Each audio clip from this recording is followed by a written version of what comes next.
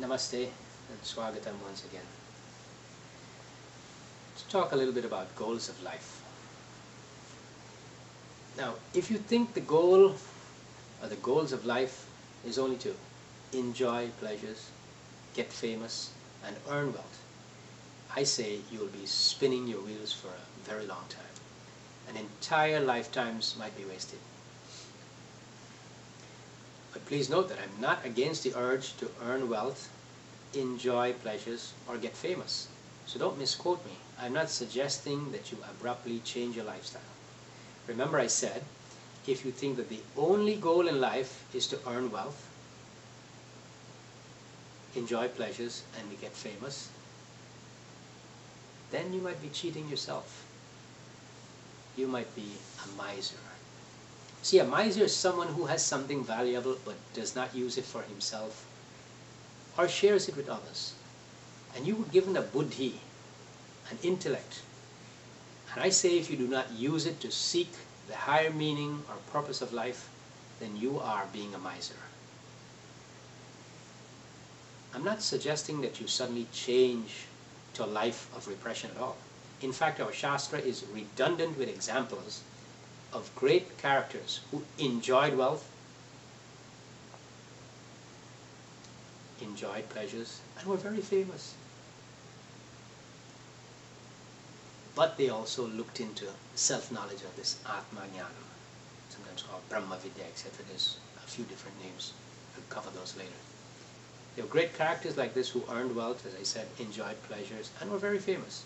For example, Sri Rama, Sri Krishna, Vishwamitra, Vashishta, Raja Janak, Yajnavalka,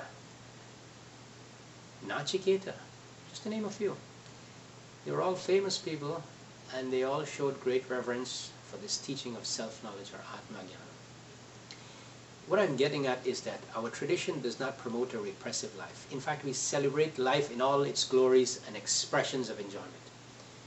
This is one of the few spiritual traditions that says enjoy and do not feel guilty as long as you are within Dharma.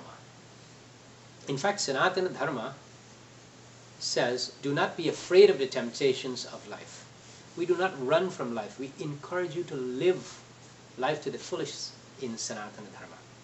That is why it is a complete and well thought out tradition that includes Dharma, Artha, Kama, and Moksha. Dharma is ethics, Artha, security, Kama, pleasures of life, and Moksha, liberation. By having these four, you're encouraged to live a full and complete life. In some other traditions, they only encourage Dharma and Moksha, liberation in their form of liberation. Remember, in Sanatana Dharma, when you understand what is Moksha, it is different from what others call liberation or Moksha. So anyway, some other traditions only encourage Dharma and Moksha. And they say that Artha and Kama will result in guilt and punishment. Then there are other traditions that profess only Artha and Kama, like a materialist. But you are very privileged to be in a tradition of Sanatana Dharma that incorporates all four of these Purusharthas: Dharma, Artha, Kama, and Moksha. See, the pursuit of Artha and Kama is common to all. However, only humans seem to seek Dharma and Moksha. Animals are programmed to respond instinctually, while humans can use their buddhi, or faculty of choice, and their willpower to change their reactions or behavior. In fact, that's what makes humans different from animals. We seek Dharma and Moksha. Animals only seek Artha and Kama. In fact, we enjoy Dharma, Artha, Kama, and Moksha. Whereas animals only go after Artha and Kama. We find that humans all over the world seek these four: Dharma, Artha, Kama, and Moksha at varying degrees and intensities, depending on what stage of maturity they are in their lives. We may seek Artha in the form of wealth, a house, a job, savings for the future, or even in our children, we hope to gain security in our old age.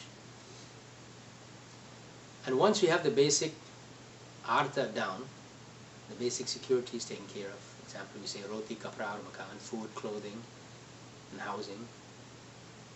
Then we move on to seek kaama, or pleasures, from the little things of life to the extreme, depending on our means. We may seek pleasure by watching TV, a movie, listening to music, playing a sport you like, or you may seek pleasures by uses of the senses, such as tasting something sweet, seeing beautiful things, hearing wonderful music, or forming relationships, which brings us physical or emotional pleasure. In short, people pursue whatever they think will give pleasure. But you might have noticed that dharma is listed first in the four categories. We say dharma, artha, kaama, and moksha. And why is that? Dharma is listed first in the four categories of human goals because the pursuit of security and kaama, or the pursuit of artha and kaama, needs to be governed by ethical standards. Otherwise, as you know, if you have unbridled artha and kaama, it can lead to destruction. And artha, of course, artha or security, comes second because it is the basic desire for everyone. Everyone wants security. Liberation or moksha comes last as a direct pursuit only after one realizes the limitations of the first three. So how do you balance these four purusharthas? To accomplish that, the skill of karma yoga is required. Karma yoga is discussed in the Bhagavad Gita in depth and in the Upanishad. So we will look into karma yoga later in another video. Om Shanti, Shanti, Shanti.